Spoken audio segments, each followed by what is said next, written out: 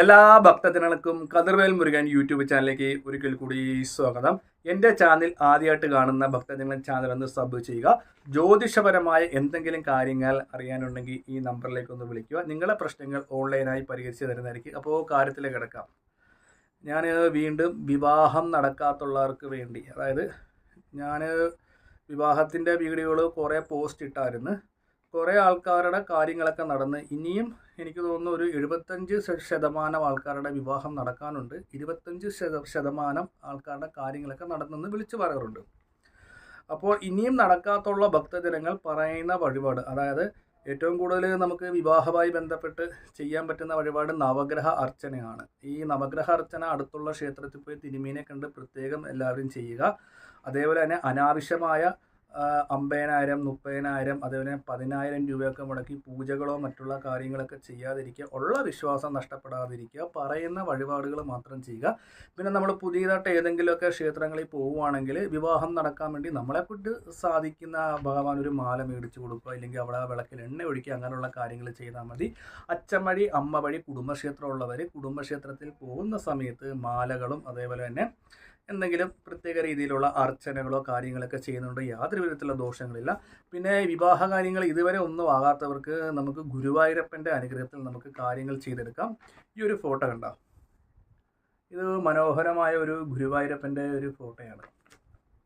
ഈ ഫോട്ടോ മിക്ക വീടുകളിലും കാണും ഗുരുവായൂരപ്പൻ്റെ. അപ്പോൾ ഈ ഫോട്ടോ ഉള്ളവർ ഫോട്ടോയുടെ മുമ്പിൽ വ്യാഴാഴ്ച തൊട്ട് 5 തിരിയിട്ട് നിലവിളക്ക് കത്തിക്കുക. അതായത് 5 തിരി, നിലവിളക്കിനകത്ത് 5 തിരിയിട്ട് നെയ്വിളക്കായിരിക്കണം. ഫോട്ടോയുടെ അടുത്ത് അടുപ്പിച്ച് ഈ തിരി വെക്കരുത്. അപ്പം ഗ്ലാസിൻ്റെ ഈ ചൂടും കൊണ്ട് ഗ്ലാസ് ചിലപ്പോൾ പൊട്ടിയേക്കുക. ഇച്ചിരി മാറ്റി വേണം വെക്കാൻ. ഭഗവാന്റെ ഫോട്ടോയിൽ ഒരു തുളസി മാല ചാർത്തുക. തുളസി മാല ചാർത്തിയതിന് ശേഷം നമ്മുടെ മക്കൾക്ക് എത്ര വയസ്സുണ്ടോ ആ വയസ്സ് അനുസരിച്ച് എന്ത് ചെയ്യണം? ഒരു കോയിൻ എടുക്കുക. ഒന്നെങ്കിൽ 5-ൻ്റെയോ 1-ൻ്റെയോ രൂപയാകണം, അതായത് ഒറ്റ സംഖ്യ ആകണം. എന്നിട്ട് ശ്രീകൃഷ്ണ മഞ്ഞപ്പട്ട് കൊണ്ട് എന്ത് ചെയ്യണം? ഗുരുവായൂരപ്പനെ പ്രാർത്ഥിച്ച് 21 തവണ തലക്കൊഴിയണം. 21 തവണ തലക്കൊഴിഞ്ഞതിന് ശേഷം മാത്രം ഈ ഭഗവാന്റെ ഈ ഫോട്ടോയുടെ മുമ്പിൽ വെക്കുക. ഫോട്ടോ ഇല്ലാത്ത ഭക്തജനങ്ങൾ ഒരു കാര്യം ചെയ്താൽ മതി. ഈ നിലവിളക്ക് നമ്മളെ വീട്ടിൽ സന്ധ്യാവിളക്ക് വെക്കുമല്ലോ, സന്ധ്യാവിളക്ക് വെക്കുന്ന സമയത്ത് ഈ ഒരു കാര്യം അന്നേരം ഒഴിഞ്ഞ് ഗുരുവായൂരപ്പനെ സങ്കല്പിച്ച് വെച്ചേക്കുന്ന വിളക്കാണ്. ഭഗവാന് വേണ്ടി ഞാൻ ഭഗവാനാണ് ഈ ഒരു വിളക്കെന്ന് സങ്കല്പിച്ച് ഈ വിളക്കിൻ്റെ മുമ്പിൽ, അതായത് വിവാഹം നടക്കാനുള്ള വ്യക്തിയെ ആ ഒരു സമയത്ത് ശ്രീകൃഷ്ണ മഞ്ഞപ്പട്ടിനകത്ത് അവർക്ക് എത്ര വയസ്സാണോ, ചിലപ്പം 24 വയസ്സായിരിക്കാം, അതേപോലെ തന്നെ 51 ഇല്ലെങ്കിൽ 51 അല്ല 35 ഇല്ലെങ്കിൽ 40 ആ വയസ്സായിരിക്കാം. അത്രയും വയസ്സനുസരിച്ച് ചില്ലറ മഞ്ഞപ്പട്ടിനകത്ത് കിഴി കെട്ടി വെക്കുക. ഇതൊരു 3 വ്യാഴാഴ്ച കിഴി ഉണ്ടാകണം. 3 വ്യാഴാഴ്ച. എന്നിട്ട് ഈ കിഴിയെല്ലാം കൂടെ നമ്മൾ 3 ആഴ്ച കഴിഞ്ഞ് ഒന്നെങ്കിൽ ഗുരുവായൂർ പോകുന്ന സമയത്ത് ഭഗവാന്റെ ഫ്രണ്ടിലെ കാണിക്കലിടുക. 3 വ്യാഴാഴ്ച ഇത് ചെയ്യുക.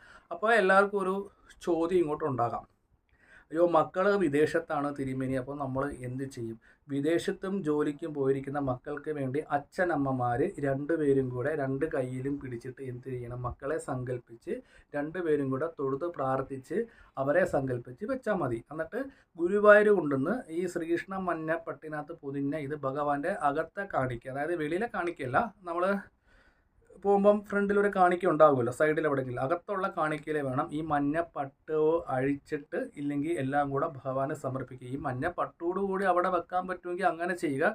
അത് അവിടെ നിൽക്കുന്ന സെക്യൂരിറ്റിമാരോ ഇല്ലെങ്കിൽ ഗുരുവായൂർ അമ്പലത്തിൽ നിൽക്കുന്നവരായിട്ടൊന്ന് ചോദിച്ച് മനസ്സിലാക്കുക. ഇത് ഭഗവാന് നേർന്ന മഞ്ഞപ്പട്ടിനകത്ത് നേർച്ചയാണ്, ഇത് അമ്പലത്തിൻ്റെ അകത്ത് വെക്കാൻ പറ്റുമോ അതോ പട്ടഴിച്ച് കാണിക്കലിടണോ, എങ്ങനെയാണെന്ന് ചോദിച്ച് മനസ്സിലാക്കിയ ശേഷം മാത്രം ഇത് ചെയ്യുക. ഇതിങ്ങനെ ഭക്തിയും വിശ്വാസവും കൊണ്ട് ചെയ്യുന്ന സമയത്ത് വ്യാഴാഴ്ചയും കൊണ്ടായിരുന്നത് ഭഗവാൻ അമ്മമാരുടെയും അച്ഛന്മാരുടെയും പ്രാർത്ഥന കൈക്കൊള്ളും. ഇത് 3 ആഴ്ച ഇങ്ങനെ ചെയ്യുവാണെങ്കിൽ 3ഉം കൂടെ കണക്ട് ചെയ്ത് വിശ്വാസപൂർവ്വവും ഭക്തിപൂർവ്വവും എന്ത് ചെയ്യുക? ഗുരുവായൂരപ്പൻ്റെ നടയിൽ സമർപ്പിക്കുക. വിവാഹം കഴിഞ്ഞതിന് ശേഷം മാത്രം നമ്മുടെ മനസ്സിൽ എന്ത് വഴിപാടാണോ വരുന്നത് അത് ഗുരുവായൂരപ്പന് സമർപ്പിക്കുക. 3ാമത്തെ ആഴ്ച ഇത് കഴിഞ്ഞ് നമ്മൾ ഗുരുവായൂർ അമ്പലത്തിൽ പോകും. അപ്പോൾ ഭഗവാന്റെ അനുഗ്രഹം കൊണ്ട് ഇന്ന സംഭവങ്ങൾ ഞാൻ ഭഗവാനെ നടക്കി വെച്ചേക്കാം, ഇല്ലെങ്കിൽ ഒരു വിളക്കായിരിക്കാം, ഇല്ലെങ്കിൽ ഒരു മാലയായിരിക്കാം, ആ ഒരു സമയത്ത് നമ്മുടെ മനസ്സിൽ തീർച്ചയായിട്ടും തോന്നും. ആ ഒരു തോന്നുന്ന സമയത്ത് വിശ്വാസം കറക്റ്റായി, ഭക്തി കറക്റ്റായി, ഭഗവാനുള്ള സ്നേഹം കറക്റ്റായി. അപ്പം തീർച്ചയായിട്ടും ആ ഒരു നമുക്ക് ഇങ്ങോട്ട് തോന്നും. നമ്മൾ സ്വയം വിചാരിക്കുമല്ലോ, നമ്മൾ ആ ഭഗവാന്റെ അടുത്ത് ചെന്ന് ദർശനം നടത്തുമ്പോൾ നമ്മുടെ മനസ്സിൽ ഒരു തോന്നലുണ്ടാകും. അതാണ് എല്ലാവർക്കും പറ്റുന്ന ഒരു ഭാഗ്യമാകുന്ന ഒരു ഈശ്വര അനുഗ്രഹം. ആ ഈശ്വരാനുഗ്രഹം കൊണ്ട് തോന്നുന്ന വഴിപാട്, അതായത് സാമ്പത്തികം കൂടെ നോക്കി വേണമല്ലോ നമ്മൾ വഴിപാടൊക്കെ കൊടുക്കാൻ.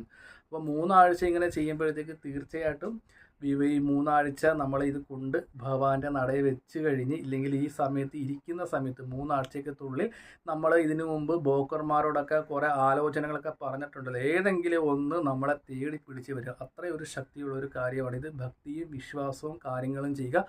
ആർക്കാണ്ടും വേണ്ടി ഇത് ചെയ്ത് തിരുമേനി ഇത് പറഞ്ഞു തന്നാൽ ഇതും കൂടെ ഒന്ന് പരീക്ഷിച്ച് നോക്കിയേക്കാം. അങ്ങനെ വിചാരിച്ച് ആരും ചെയ്യരുത്. നമുക്കൊരു വിശ്വാസം ഉണ്ടാകണം, ഇത് ചെയ്താൽ എൻ്റെ കുഞ്ഞിൻ്റെ കല്യാണം നടക്കൂ എന്നുള്ളൊരു വിശ്വാസത്തിൽ ഭഗവാൻ ആ ഒരു രക്ഷിക്കും എന്നുള്ള വിശ്വാസത്തിൽ ഈ ഒരു കാര്യം ചെയ്യുക. ഇതിനെക്കുറിച്ച് കൂടുതൽ അറിയാനുണ്ടെങ്കിൽ ഈ നമ്പറിലൊന്ന് വിളിക്കുക.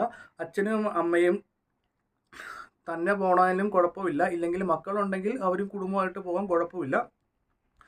വിദേശത്തൊക്കെ ജോലി ചെയ്യുന്നവരാണെങ്കിൽ അച്ഛനും അമ്മയും തന്നെ ഈ പറഞ്ഞ വഴിപാട് 3 വ്യാഴാഴ്ച രാവിലെയോ വൈകിട്ടോ വിളക്ക് വെക്കുന്ന സമയത്ത് ചെയ്താൽ മതി. ഫോട്ടോ ഇല്ലാത്തവർ എന്ത് ചെയ്യണം, വിളക്കിൻ്റെ മുമ്പിൽ വെച്ചാൽ മതി. ഫോട്ടോ ഉള്ളവർ ഫോട്ടോയിൽ ഒരു തുളസി മാല ചാർത്തിയതിന് ശേഷം നെയ്വിളക്കൊക്കെ വെച്ചിട്ട് ഫോട്ടോയുടെ മുമ്പിൽ വെക്കുക.